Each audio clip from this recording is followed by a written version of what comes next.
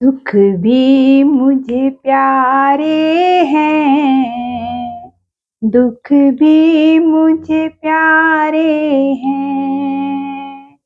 छोड़ूं मैं किसे कान्हा, दोनों ही तुम्हारे हैं। सुख भी मुझे प्यारे हैं, दुख भी मुझे प्यारे हैं। छोड़ूं मैं किसे कृष्णा, दोनों ही तुम्हारे हैं। The Bihar teacher history maker #TVT मेरा मोबाइल मेरी शिक्षा के सुपर क्रैश कोर्स में पुनः एक बार आप सभी का स्वागत है। हम लोग पढ़ रहे थे गुरु नानक देव को। गुरु नानक देव का पहला पद हमने पढ़ लिया है। आइए देखिए दूसरे पद को। दूसरे पद का शीर्षक है, जो नर दुख में दुख नहीं माने।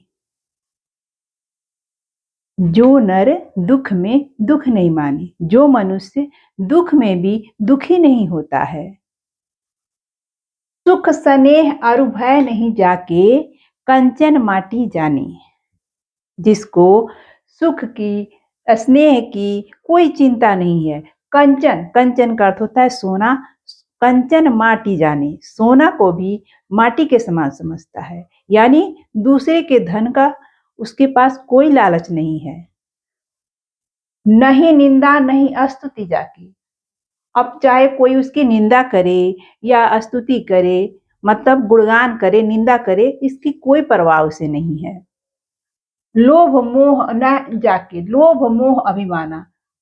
नहीं उसके पास कोई लोभ है, न मोह है, न ही किसी चीज का अभिमान है। हरस शोकते रहे न्यारो, ना ही मान अपमाना। इतना ही नहीं, और वो हर सुखी हो दुखी हो, शोक में रहे या खुश रहे, इन सारी चीजों से क्या रहता है, उदासीन रहता है। वो जैसा भी रहता है बस अपनी दुनिया में मस्त रहता है। ना ही मान अपमाना, और अपने मान अपमान की भी उसे कोई परवाह नहीं। कोई इज्जत दे न दे, इस बारे में वो कुछ भी नहीं सोचता। आशा मनसा सकल त्याग के, जगते रहे निराशा। यानी उसे कोई आशा नहीं है, कुछ पाना नहीं चाहता है। मन में क्या है, मन में कोई लालसा नहीं है। वह सब कुछ त्याग के इस संसार से अनासक्त रहता है। अनासक्त का अर्थ होता है लगाव रहित। इस सांसारिक वस्तुओं से उसे कोई लगाव नहीं है। किन सांसारिक वस्तुओं से? सुख से, स्नेह से, धन से, अपनी निंदा से, अपने मान अपमान से, लोभ से, मोह से उसे कोई प्रेम नहीं है, कोई लगाव नहीं है। ऐसे व्यक्ति को हम अनासक्त कहते हैं। जो विषय वस्तुओं में आसक्त रहता है वो उसको आसक्त कहते हैं, और जो इससे दूर रहता है उसे अनासक्त कहते हैं।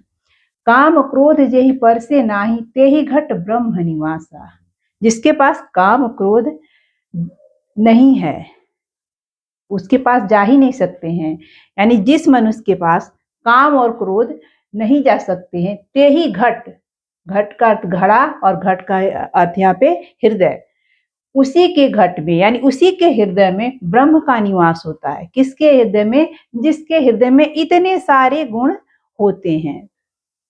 गुरु कृपा जहि नर पे कीनी, तीन यह युगति पिछानी। युगति का अर्थ होता है युक्ति। गुरु कृपा यानी बिना गुरु कृपा के संभव ही नहीं है। गुरु जिस पर कृपा करते हैं वही लोग इस बात को समझ पाते हैं। पिछानी का अर्थ पहचानना होगा। नानक लीन भयो गोविंद सो, जो पानी संग पानी।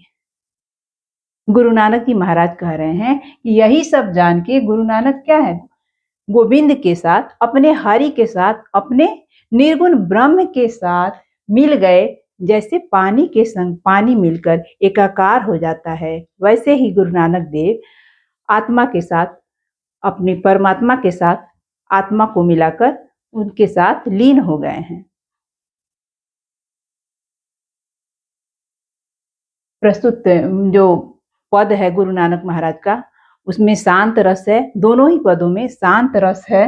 और यहाँ अलंकार देख लीजिए, इसमें भी आपका अनुप्रास अलंकार वर्णों की आवृत्ति हुई है। तो अनुप्रास यहाँ भी है, सुख स्नेह, न ही निंदा नहीं, न वर्ण की आवृत्ति है, इसमें स वर्ण की आवृत्ति है, इसलिए अनुप्रास अलंकार है। यहाँ देख लीजिए, ज्यों पानी संग पानी, ध्यान दीजिएगा, ये नया अलंकार आपको बता रहे हैं। ज्यों पानी संग पानी, जहां भी, इसमें उत्प्रेक्षा अलंकार है, जहां भी ज्यों त्यों जनु मनु शब्दों का प्रयोग होता है वहां पर उत्प्रेक्षा अलंकार होता है।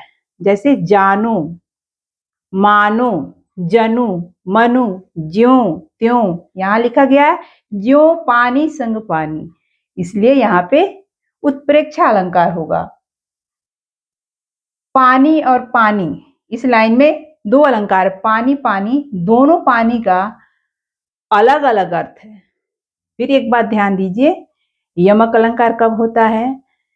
जब किसी शब्द का प्रयोग दो या दो से अधिक बार हो लेकिन उसके अर्थ भिन्न भिन्न हो, वहां यमक अलंकार होता है। इसके पहले पद में मैंने आपको बताया था, उसमें अर्थ एक ही है, तो वो पुनरुक्ति प्रकाश अलंकार होगा। जो राम राम शब्द, हरि हरि शब्द का प्रयोग आया था, जिसमें अर्थ परिवर्तन नहीं होता है, एक ही अर्थ होता है, वहां पुनरुक्ति प्रकाश होता है। और जहां अर्थ अलग अलग होते हैं वहां पे यमक अलंकार होता है। यहाँ एक पानी का अर्थ आत्मा है और दूसरे पानी का अर्थ परमात्मा है, यानी आत्मा परमात्मा के साथ मिलकर एकाकार हो रही है, इसलिए एक ही शब्द का प्रयोग दो बार हुआ है लेकिन दोनों के अर्थ भिन्न भिन्न है, तो यहाँ पर आपका यमक अलंकार भी होगा। धन्यवाद, मिलते हैं अगली कक्षा में गुरु नानक देव के वस्तुनिष्ठ और विषयनिष्ठ प्रश्नों के साथ। अगर आपके मन में कुछ और भी प्रश्न आते हों तो आप नीचे कमेंट में दे दीजिएगा, मैं उसका जवाब देने का पूरा प्रयास करूंगी। धन्यवाद।